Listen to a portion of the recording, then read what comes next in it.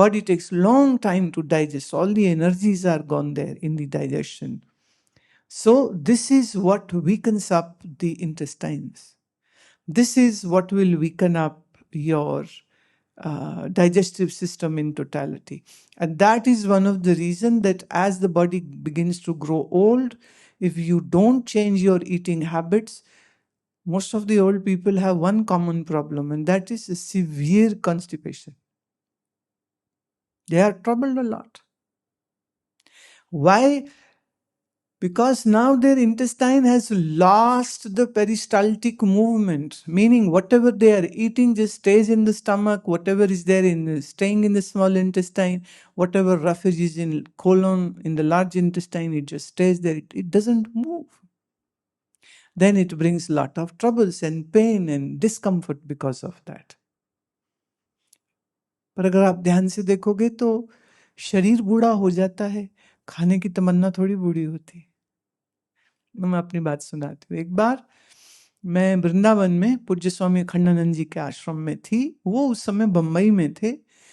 तो मुझे संत निवास जो कमरे थे वहाँ पर कमरा मिला और किचन में एक माता जी थी।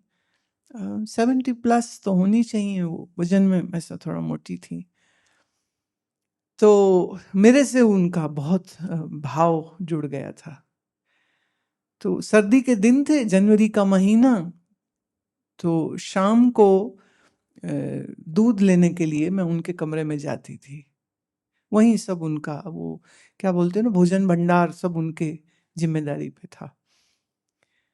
तो वो जमीन में चौका लगा है उनका, विजुलाइज करिए थोड़ा सा कल्पना की उड़ान से कि चौकी में वो बैठी हैं, उनकी ऊंची सी चौकी जिसमें वो बैठी हैं और सामने चूल्हे में कढ़ाई धरी है और कढ़ाई में पकौड़े बन रहे हैं। बाहर बादल है और बारिश हो रही है और मैं जैसे ही अंदर गई तो वो मुझे कहते हैं, अरे आओ आओ आओ, बैठो बैठो, खाओ खाओ खाओ, दूध बाद में दूंगी, पहले ये खाओ। मैंने कहा कि आप भी लीजिए। कहते नहीं नहीं, पहले आप खाओ। मुझे दिए। अब जैसे मैं खा रही हूं तो वो मुझे निहार रही हैं। थोड़ा ऑकवर्ड लगा, मैम ये मुझे क्यों देखी जा रही हैं। तो फिर वो भी समझ गए। तो मुझे कहते, देखो मेरे ना तो दांत रहे हैं, ना मेरी आंतें अच्छी हैं कि मैं पचा पाऊं पकौड़े, पर मैं आपको खाते हुए देख के इसी में स्वाद ले रही हूं कि कैसा स्वाद हो रहा होगा। मुझे खाते देख के उनको रस आ रहा है। कहते हैं मेरे को इसी में खुशी हो रही है, आप खा रहे हो, मुझे बनाने में मजा आ गया, खिलाने में मजा आ गया, पर मैं अब खुद नहीं खा सकती हूँ। तो बड़ा दुख था उनके बोलने में। तो भोगने से शरीर घसता है। ज्यादा आंखों का इस्तेमाल आजकल जो लोग करते, तुमने देखा बहुत लोग सारा टाइम उनका ऐसा फोन में ऐसे गर्दन झुकी रहती, फिर वो कहते हमारी गर्दन दुख रही है। मुझे हमारे डॉक्टर ने बताया है, बोले ऐसे एक पेशेंट आया, वो बोले गर्दन में बड़ी दर्द है, गर्दन। बोले हमने ट्रीटमेंट 1 किया, 2 किया, 3 किया, 4 10 दिन किया, उनकी दर्द ही नहीं जा रही। और फिर फाइनली समझ लगी कि दर्द क्यों नहीं जा रही, क्योंकि वो सारा दिन ऐसे गर्दन झुका के फोन में लगे रहते। तो सर्वाइकल पेन नहीं होगा तो और क्या होगा। स्क्रीन वॉच करते रहेंगे, वो भी मोबाइल फोन में गर्दन झुका के, तो गर्दन दर्द होगी। और बड़े स्क्रीन में देखेंगे तो आपकी आंखें भी थकेंगी और दिमाग भी थकता है और नज़र भी कमज़ोर होती। तो ज़्यादा देखते हैं तो आंखें कमज़ोर, ज़्यादा खाते हैं तो आंतें कमज़ोर, ज़्यादा जोर से सुनते हैं। अब ईएनटी स्पेशलिस्ट बोल रहे हैं, ये जितने बच्चे कान में हेडफोन्स लगा के दिन भर लाउड म्यूजिक गाना सुनते रहते हैं, वो लोग बहरे जल्दी हो रहे हैं। सो फ्रॉम एज 30 to 35 उनकी सुनने की शक्ति कम हो जाती।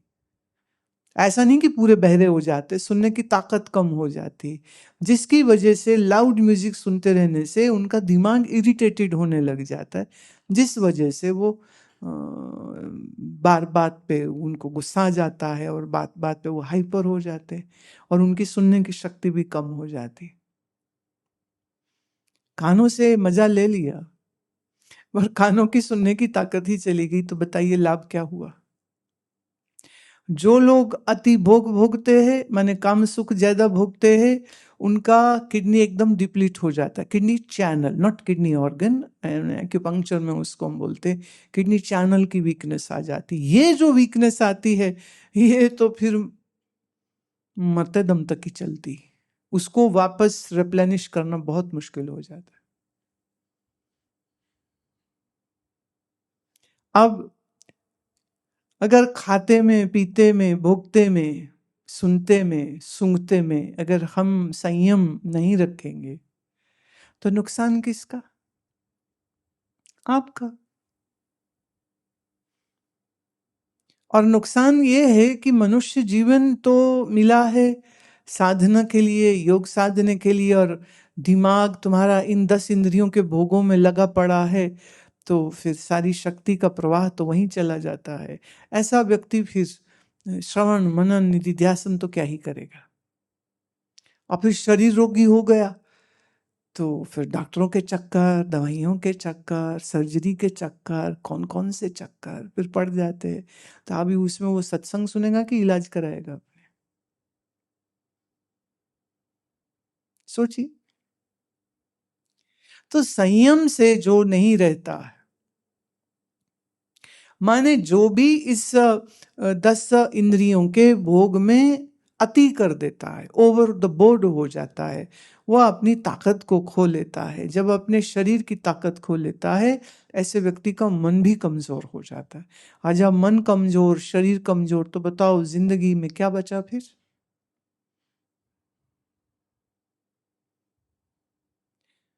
हमारे संतों ने ये नहीं कहा कि सब इंद्रियां फोड़ दो या सब बंद कर दो, मेरे आंखों पे पट्टी बांध लो, कान में रुई ठूस लो। ऐसा उन्होंने नहीं कहा है, पर उन्होंने ये कहा कि एक संयम तो रहना चाहिए या नहीं।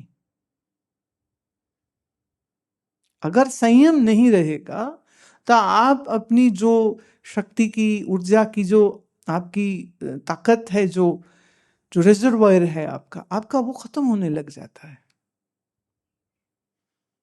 इसलिए संयम आवश्यक है। संयम कब होगा? जब जो अलाउड है खाना, जो अलाउड है, तुम्हारा शरीर स्वस्थ है, तुम वो खा भी सकते हो, लेकिन फिर भी खाते समय उसकी मात्रा का ध्यान रखना चाहिए, क्योंकि अति भोजन खा लेंगे तो वो भी तकलीफ देगा। जैसे बहुत से बच्चे रात को देर तक जागते रहते, सोते नहीं हैं, वो फिल्म देख रहे हैं, क्लबिंग कर रहे हैं। अभी ये कल परसों एक एक्सीडेंट हुआ है, जिसमें 20-22 साल का लड़का है, रात 3 बजे गाड़ी बहुत तेज चला रहे हैं और एक स्कूटर पे दे मारी। जो महिला थी वो गिरी और उसकी बोनट पे गिरी और अटक सा गई। उन्होंने गाड़ी नहीं रोकी और कई किलोमीटर तक वो महिला घिसटती गई है गाड़ी के साथ साथ, चिथड़े उड़ गए, वो मर गई। किसी एक पॉइंट पे आके उसकी लाश को खींच खाच करके बोनट से अलग करके फेंक के भाग गए रात 3 बजे। तो आप सोचिए ये कैसे माँ बाप है ना, ये कैसे माँ बाप है जो अपने जवान बच्चों को गाड़ियां दे देते हैं, महंगी गाड़ी, वो जो मतलब 0 to 60 goes in like few seconds. So वो कहते हैं हम we are going for a spin. रात को गाड़ियां नहीं होंगी, रोड खाली होगी तो हम तेज चला सकते हैं। अब वो तेज चलाने का शौक पूरा करने के लिए बियर बार में जाके दारू पीते हैं, फिर गाड़ी तेज चलाते हैं, फिर किसी को मार देते हैं, फिर भाग जाते हैं, फिर पुलिस पकड़ने आती है। क्या क्या तमाशा हो रहा है। पुलिस में कह रही हूँ पकड़ भी ले, सजा दे भी दे, वो जिस महिला की मृत्यु हुई, क्या उसके परिवार को वो वापस जिंदा की जा सकती? कि पैसे से उसमें प्राण वापस फूके जा सकते हैं? सोचने की बात है कि माता पिता कैसे बेहोश हो गए, कैसे बेहोश। उनके जवान बच्चे बियर पिए, शराब पिए, वो कहते अरे पार्टी कर रहे हैं, मजा कर रहे हैं। जवानी में मजा नहीं करेंगे तो कब करेंगे? पर यही मजा कब सजा बन जाता पता चलता है क्या? आम सी बात हो गई है। माने आई डोंट नो मैं किसको अच्छा घर कहूं, संभ्रांत। जो भी धनवान है उनके घर में शराब पीना लेमनेड पीने बराबर हो चुका है। तो घर की अगर 3 जनरेशन एक साथ बैठ करके दारू पी रही है और फिर बाहर जाके दारू पी रही है, तो आप ऐसे नशा करने वालों से आप किस चीज की उम्मीद करते हो? वो बहुत श्रेष्ठ नागरिक का प्रदर्शन करेंगे या कुछ ना कुछ क्राइम ही हो जाएगा उनसे? सोचने की बात है। पर ये पूरा सर्कल जो समाज का इस समय बन गया है, वहां पार्टी मतलब दारू, पार्टी मतलब लाउड म्यूजिक,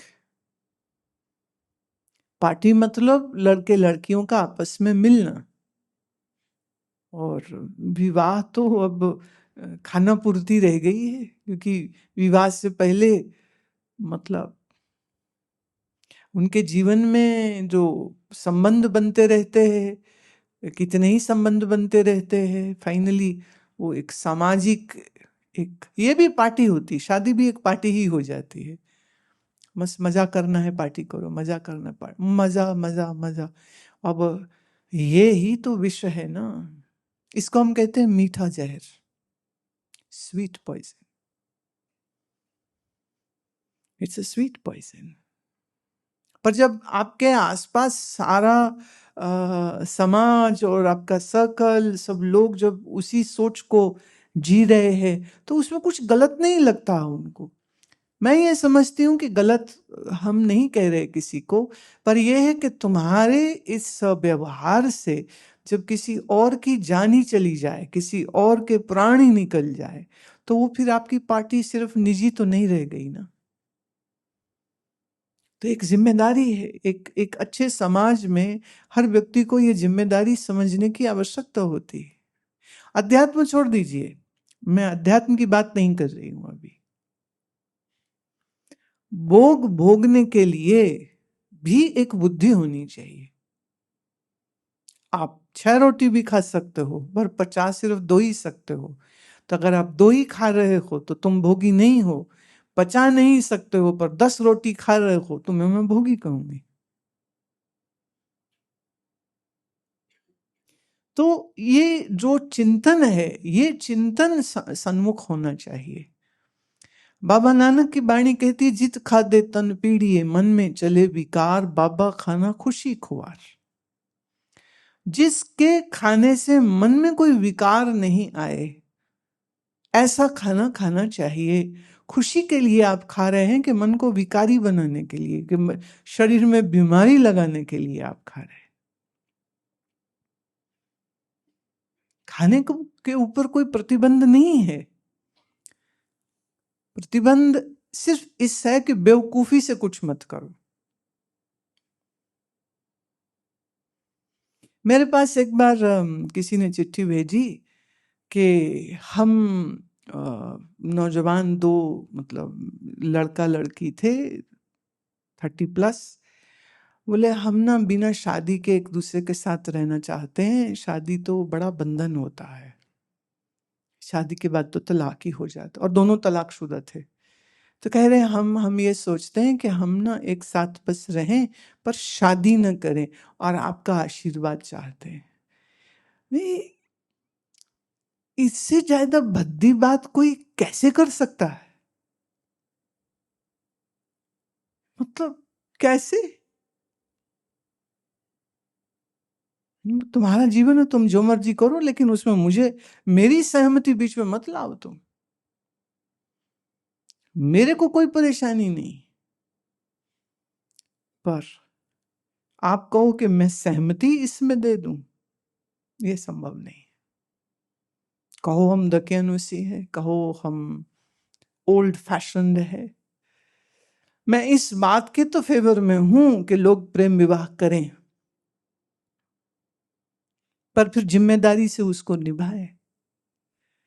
जहां कोई ये कहे हम शादी नहीं करेंगे साथ रहेंगे, इसका मतलब यह है कि हम आवारा घूमेंगे और बस एक छत के नीचे रहेंगे। कैसा समाज होगा फिर ये? कैसा?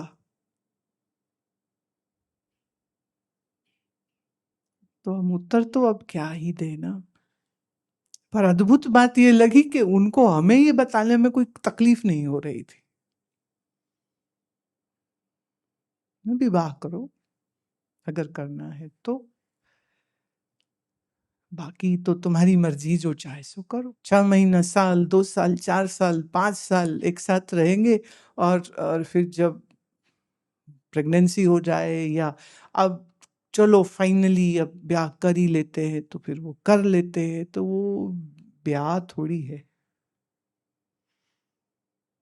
शास्त्रों में कई प्रकार की शादियों का वर्णन आता है। उसमें एक होता है राक्षस विवाह, उसमें एक होता है गंधर्व विवाह, फिर उस सूची में होता है वैदिक विवाह। तो कोई किसी को पसंद कर ले और उसके साथ रहना शुरू कर दे, तो बोले ये तो गंधर्व विवाह है, ठीक है, परमिटेड है, कोई दिक्कत नहीं है। लेकिन गंधर्व विवाह में जो समस्या आती है वो वही आएगी जो आजकल की शादियों में, चाहे वो अरेंज हो रही हो चाहे वो लव मैरिज हो रही हो, जो समस्या आती है, सहनशीलता नहीं है, खाली भोग भोगना है। हाँ, तो उसका तो कोई अंत नहीं है। तो एक एक सुसंस्कृत, एक अच्छे समाज का जो ऑर्गेनाइजेशन है, उसके लिए कुछ रूल्स दिए गए। इसलिए नहीं कि रूल्स सफोकेट करते हैं, वो इसलिए क्योंकि मनुष्य तो जानवर है ना, नहीं तो